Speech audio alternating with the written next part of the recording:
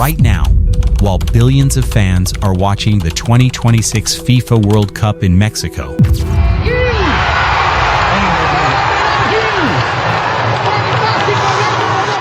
the Sinaloa Cartel is running a completely different tournament in the same country, one that FIFA's cameras never show you, and one that millions of Mexican citizens are living through every single day. Cartel violence erupts, and now there are questions about what this means for upcoming World Cup events in Guadalajara.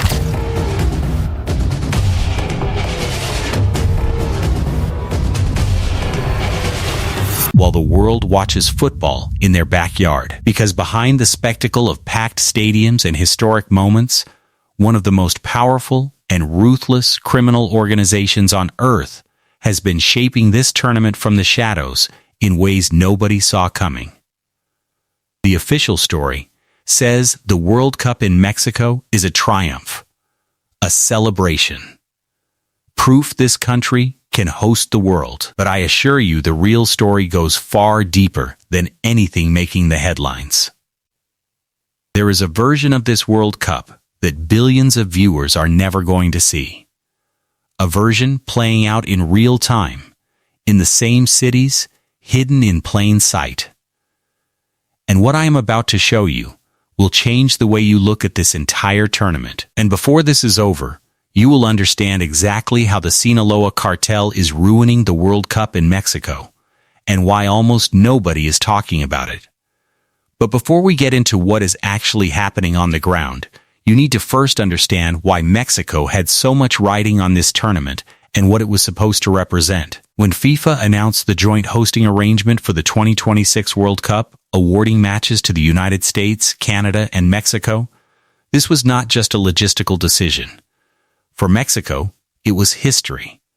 The country became the first nation on earth to host World Cup matches across 3 separate tournaments, having previously staged the entire competition in 1970 and again in 1986. That distinction carries enormous weight. The 1970 tournament produced arguably the greatest World Cup final ever played, with a legendary Brazil side lifting the trophy in the Estadio Azteca. The 1986 edition gave the world Diego Maradona at his absolute peak, the hand of God, the goal of the century. Both scored in that same stadium. So when Mexico was confirmed as a co-host for 2026, the national pride was immense. Government officials projected tourism revenues exceeding $12 billion. Infrastructure investments poured into stadium upgrades, transportation networks, hospitality developments, and security overhauls across all 3 host cities. Mexico's tourism board launched global campaigns positioning the country as a world-class destination, ready to welcome hundreds of millions of visitors, in person and through billions of broadcast impressions. The Estadio Azteca, already one of the most iconic football venues on earth, was scheduled to host the tournament's opening match, the first time in World Cup history that a single stadium would stage that fixture across 3 different editions. The symbolism was immense. Beyond the football itself, the World Cup was meant to serve as something bigger, a living advertisement for modern Mexico, a chance to reframe international perceptions of a country too often defined in foreign media by crime, violence, and instability. An opportunity to show the world the Mexico of its culture, its history, its food, its people, and its extraordinary capacity for hospitality. Every government official, tourism executive, and FIFA spokesperson involved in the tournament preparation understood that the event carried the weight of the country's international image along with it. The stakes could not have been higher. The investment could not have been greater. And then reality arrived. Now here is where things get dark. Because outside the carefully controlled FIFA security perimeters, a completely different Mexico was making itself known. And to understand that Mexico, you need to first understand the organization sitting at the center of it. The Sinaloa Cartel, did not become what it is overnight. Its roots stretch back decades into the Sierra Madre Mountains of northwestern Mexico, where small-scale drug cultivation gave way to increasingly sophisticated trafficking operations through the 1980s and into the 1990s. The figure most associated with its rise to global infamy is Joaquin Archibaldo Guzmán Loera, El Chapo. Under his leadership, the Sinaloa Cartel transformed from a regional operation into a multinational criminal empire, and I mean that literally. El Chapo did not simply traffic drugs. He built infrastructure. Sophisticated tunnel networks crossing the United States border, some stretching more than half a mile, equipped with rail systems and ventilation. He cultivated political connections, bribed officials at every level of government, and eliminated rivals with a combination of targeted violence and strategic negotiation. If you take the time and do your homework, you can find out that by the 2000s, the cartel was responsible for an estimated 40 to 60% of all narcotics entering the United States. At its peak, analysts estimated revenues of $3 billion per year. To put that into context, that is more annual revenue than many publicly traded companies generate. El Chapo was captured twice and escaped twice. The second time through a mile-long tunnel dug directly beneath the shower in his prison cell before his final arrest in 2016 and extradition to the United States, where he was convicted in 2019 and sentenced to life plus 30 years in a maximum security facility in Colorado. But here is the thing. Organizations this powerful do not collapse when one man goes to prison. They adapt. They evolve. And what the Sinaloa Cartel adapted into after El Chapo's removal is arguably more dangerous and more unpredictable than anything he built. Because the leadership structure that replaced him was fractured from the very beginning. The cartel's continuity after El Chapo's removal was maintained largely by Ismael Zambada Garca, El Mayo, a figure who had operated in the background for decades.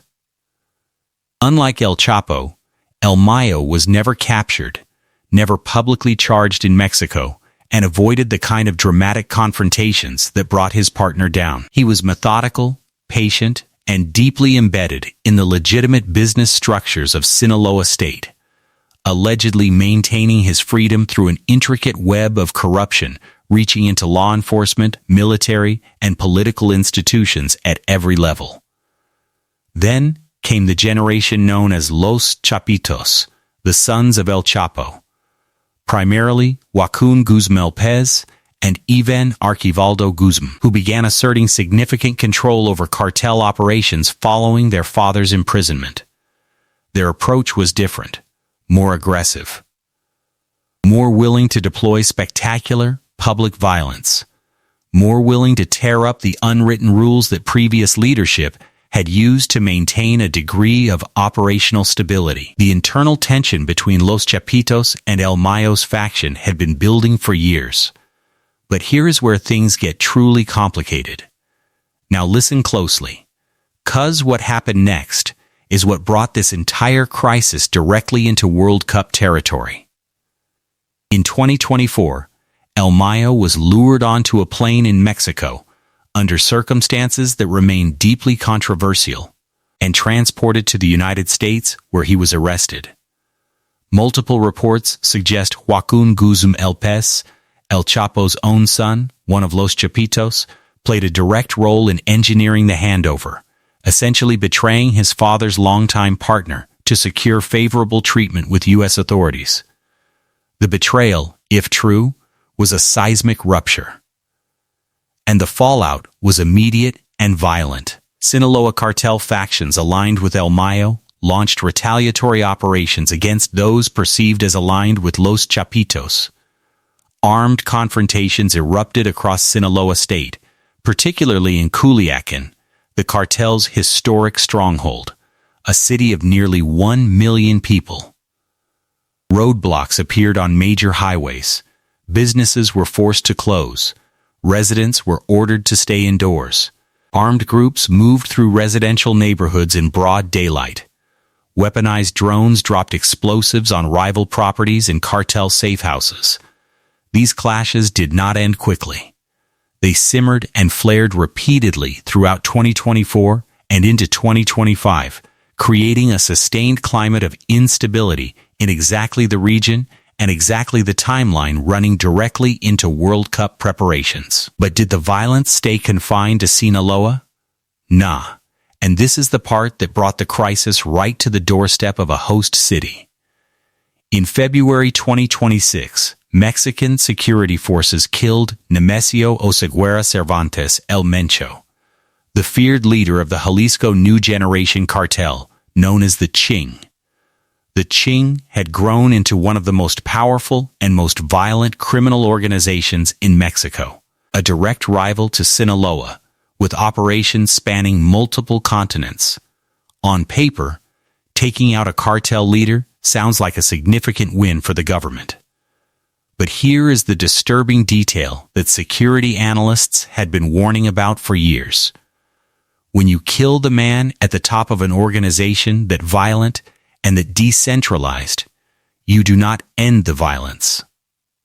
You unleash it. Within hours of El Mencho's death, Jung members responded with chaos.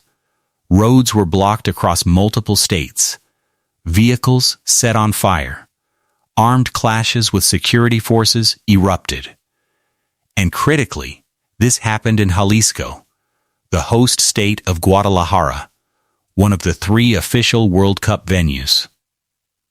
To put that into perspective, international fans were just weeks away from arriving in a state where cartel retaliation had just triggered nationwide unrest, arson, and armed confrontations with security forces. The timing could not have been worse. And for Mexican officials already managing the delicate optics of hosting the world's biggest tournament, El Mencho's death and its violent aftermath was a security crisis they had no clean answer for. They could not undo the killing. They could not prevent the retaliation. All they could do was contain it within the official security zones and hope the broadcast cameras stayed pointed at the stadiums. So here is what 2 very different World Cups looked like happening simultaneously.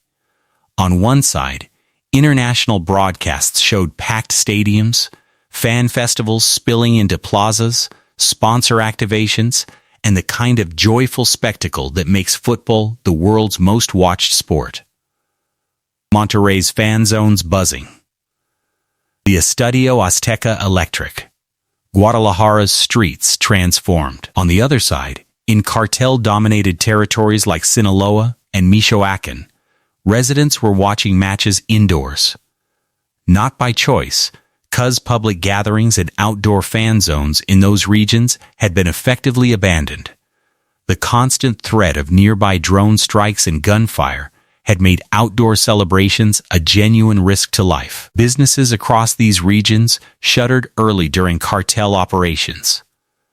Families lived under the shadow of disappearances and localized violence. This was not a distant problem. It was happening in the same country, at the same time, sometimes within driving distance of the stadiums broadcasting to billions. Meanwhile, Mexican President Claudia Sheinbaum and FIFA organizers maintained heavily reinforced security perimeters around Mexico City, Monterrey, and Guadalajara, with officials insisting there was, quote, no risk to traveling international fans within these corridors.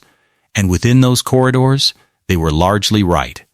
Thousands of federal police officers deployed, military units positioned around stadium zones, intelligence sharing agreements established with Interpol and United States federal agencies, anti-drone technology at all 3 venues capable of detecting, tracking, and neutralizing unmanned aerial vehicles within protected airspace.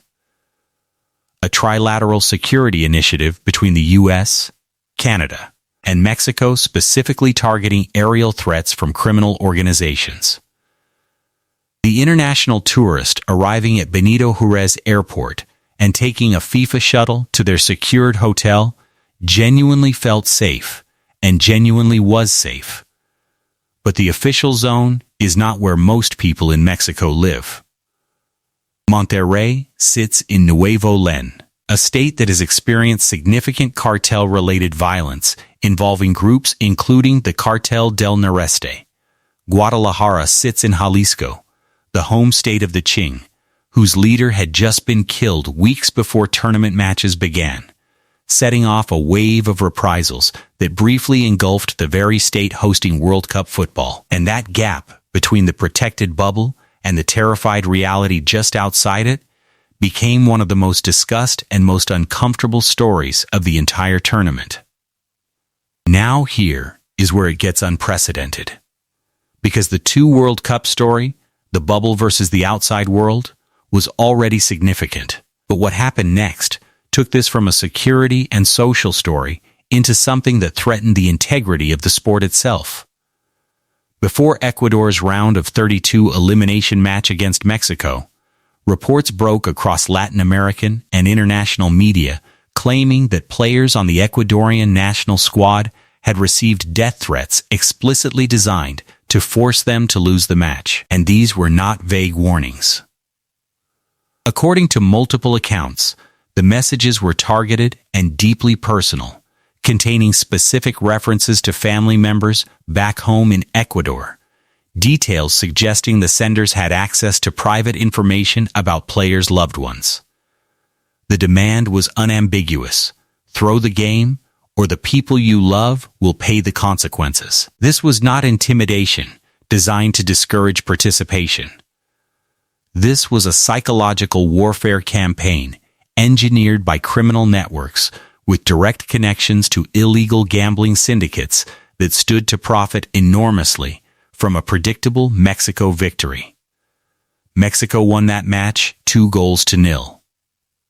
Whether that scoreline reflected genuine footballing quality, the paralyzing effect of fear on the Ecuadorian squad, or some combination of both, is a question investigators and analysts have since wrestled with at length.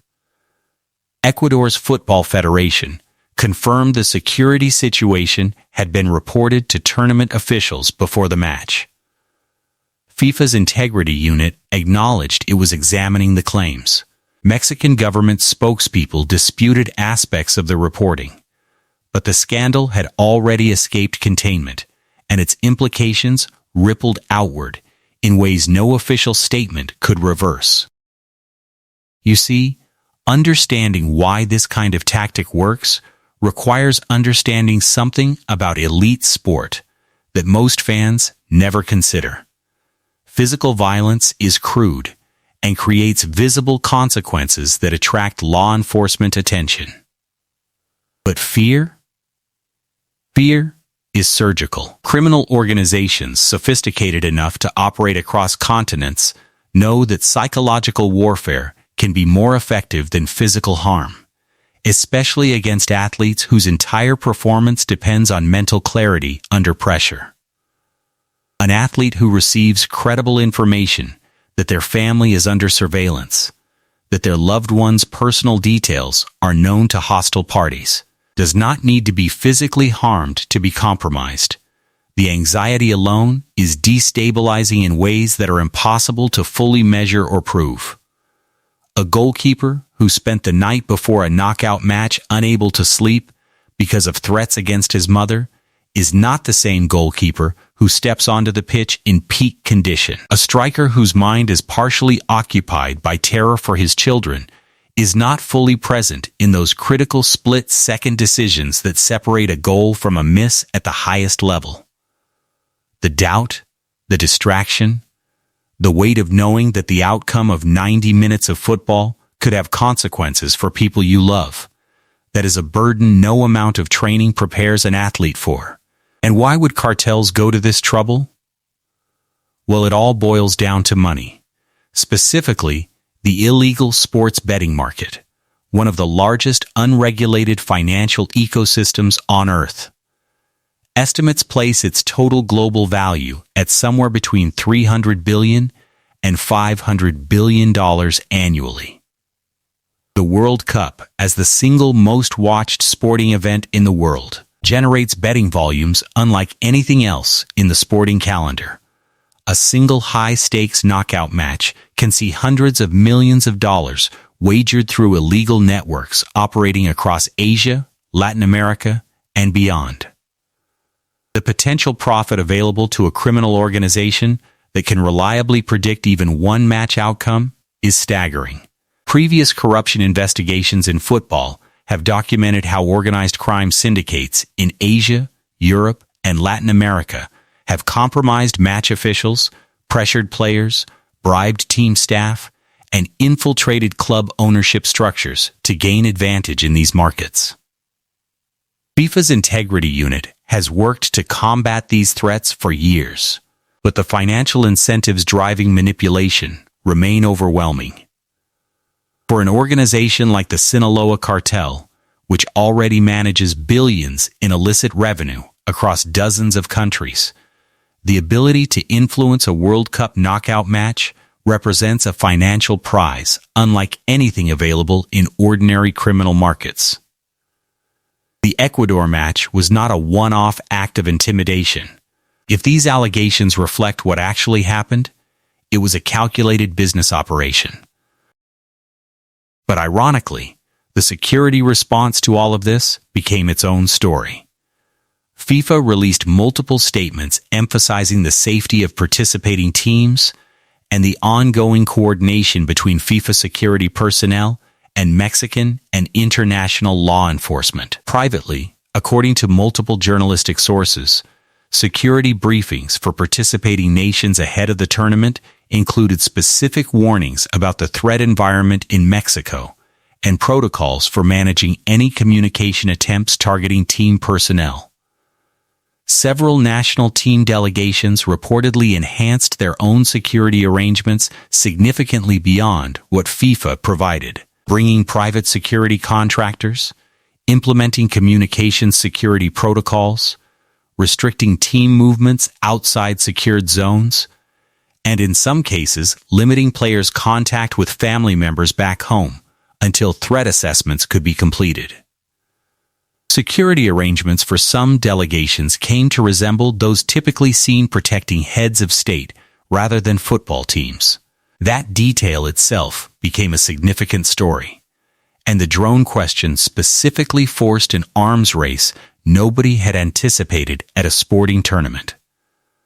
Mexican criminal organizations, including Sinaloa-affiliated groups, have developed a genuine operational capability with commercial and modified drone technology that has alarmed military analysts worldwide. In 2020, a weaponized drone attack in Tepalcatepec, Michoacan targeted a self-defense group with improvised explosive devices, injuring multiple people. That was just the beginning. Subsequent years saw drone incidents multiply in frequency and sophistication, surveillance drones monitoring military movements, coordinated drone swarms used to create confusion during armed confrontations, explosive-equipped drones targeting rival cartel members and law enforcement officers. By the time the World Cup arrived, cartel drone operations had become sophisticated enough that Mexican and U.S. military analysts had published formal assessments describing the capability as a genuine low-tier asymmetric warfare development. Counter-drone systems deployed at all three World Cup venues, capable of detecting radar signatures, radio frequency emissions, and visual drone profiles, and able to disable them through electronic jamming, represented the clearest physical evidence of just how seriously security planners understood the threat environment they were managing. Now, while all this was going on, media coverage was evolving in ways that created its own layer of chaos. International sports outlets initially focused on results, tactics, and spectacle. But the Ecuador allegations changed that completely. Security analysts, investigative journalists, and organized crime specialists who had spent years covering Mexico found themselves in sudden demand from broadcast networks that had previously covered the World Cup as nothing but pure sport. And here is something no one actually talks about enough: verified information about cartel operations is genuinely scarce by design. Reporting on organized crime in Mexico is one of the most dangerous professional undertakings on earth. Mexico consistently ranks among the most dangerous countries in the world for journalists, with reporters killed or disappeared in connection with cartel investigations regularly. This means much of what circulates about specific cartel operations comes from anonymous sources, leaked documents, and intelligence assessments of uncertain provenance from individuals whose own motivations and credibility require careful scrutiny. In the World Cup context, where every piece of cartel-related information generated enormous international interest overnight, the conditions for misinformation spread were nearly ideal. Stories that were partially true, significantly exaggerated, or entirely fabricated moved through the same social media channels with the same velocity and the same visual credibility as rigorously sourced investigations. Audiences had no reliable mechanism for separating one from the other. Parties with various interests in shaping the narrative, political, commercial, criminal, deployed both real information and fabricated accounts to advance their goals. And layered over all of this was the Sinaloa Cartel's global reputation itself, a name so loaded with decades of mythology, Hollywood productions, corrido music, and the dramatic public narrative of El Chapo's escapes and trials, that even unverified rumors of its involvement generate enormous international attention before a single fact is confirmed. That reputational power is not accidental. It is one of the organization's most valuable strategic assets. Criminal organizations that can project fear without necessarily executing every threat save enormous resources, 'cause they maintain control through the possibility of violence rather than its constant deployment. In that sense, every cartel-related World Cup headline, verified or not, reinforced the organization's primary message, that it can reach anywhere and anyone. That includes international football teams. That includes the world's biggest tournament. And that, more than any single act of violence, is the most chilling dimension of what the 2026 World Cup revealed. For the Mexican government, managing all of this simultaneously was a near impossible task. President Claudia Sheinbaum's administration had inherited security challenges accumulated across years of ongoing cartel conflict, compounded by the internal Sinaloa civil war triggered by El Mayo's arrest, and now by the nationwide unrest following El Mencho's killing in a World Cup host state. Officials maintained the message that host cities were safe, the security apparatus was functioning, and the tournament was proceeding successfully. And within the defined scope of the FIFA security operation, those claims were largely accurate. No mass casualty event occurred at any venue. No team was publicly confirmed to have been physically compromised. The tournament reached its conclusion. But here is the thing. The gap between that official success and the wider security reality of the country remained visible to anyone willing to look beyond the stadium lights.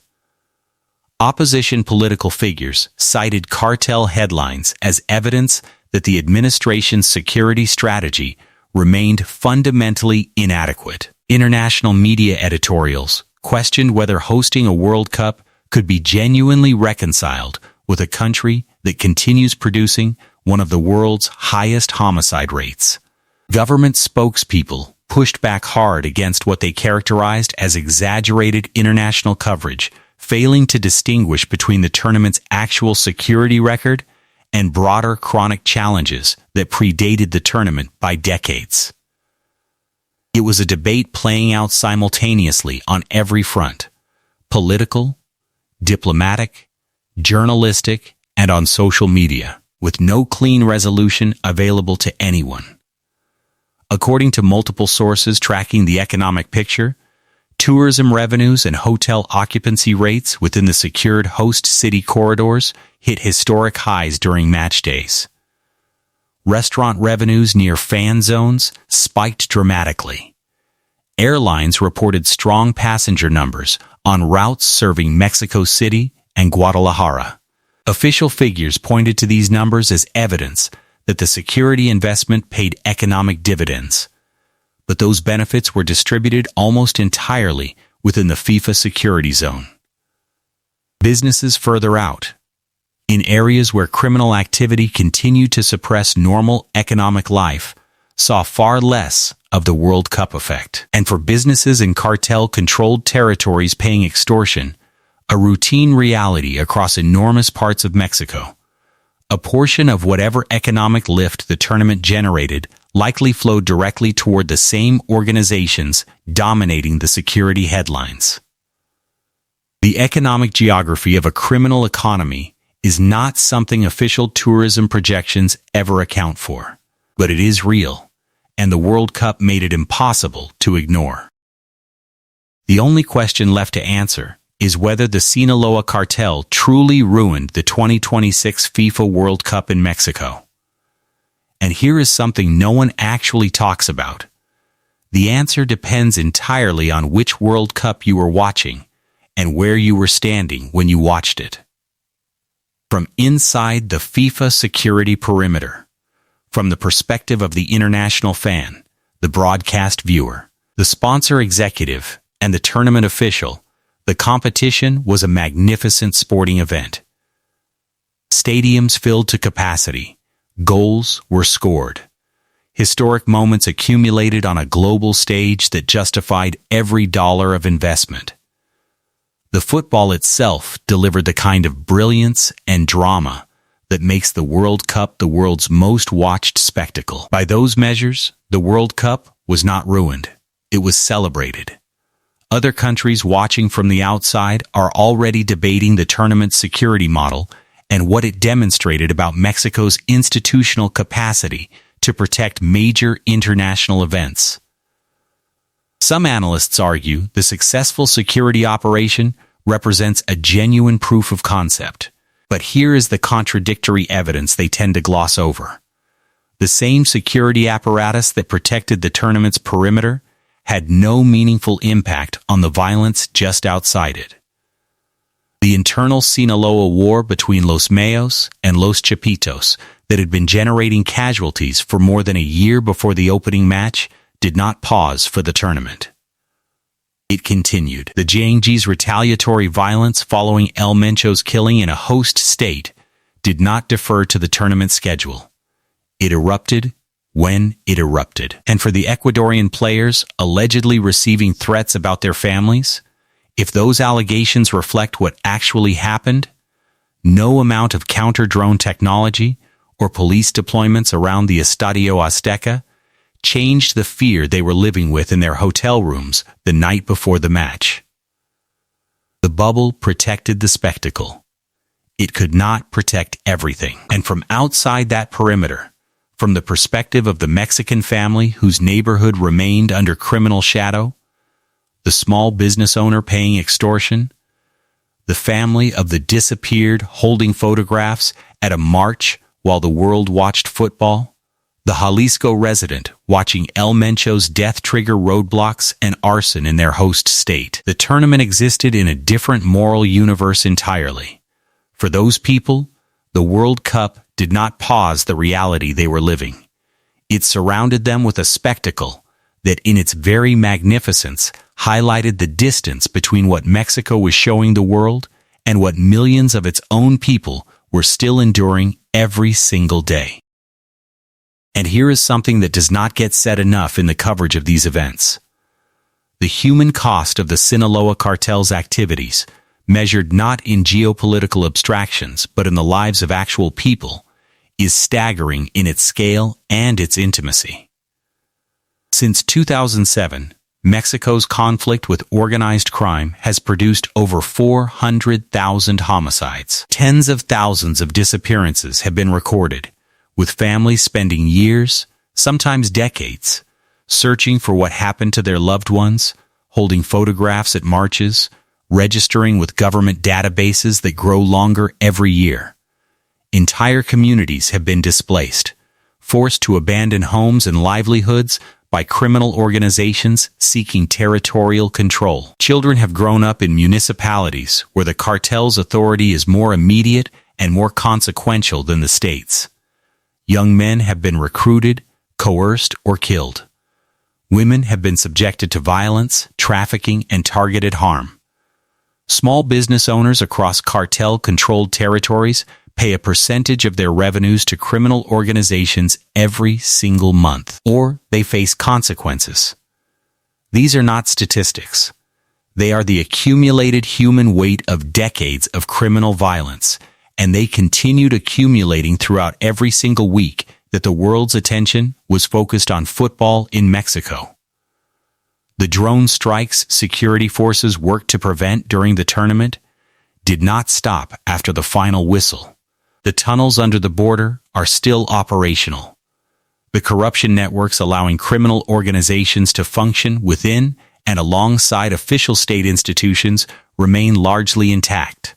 The profits from illegal drug sales flowing through Sinaloa connected networks to consumer markets in the United States, Europe, and beyond are still generating the financial power that funds the entire enterprise.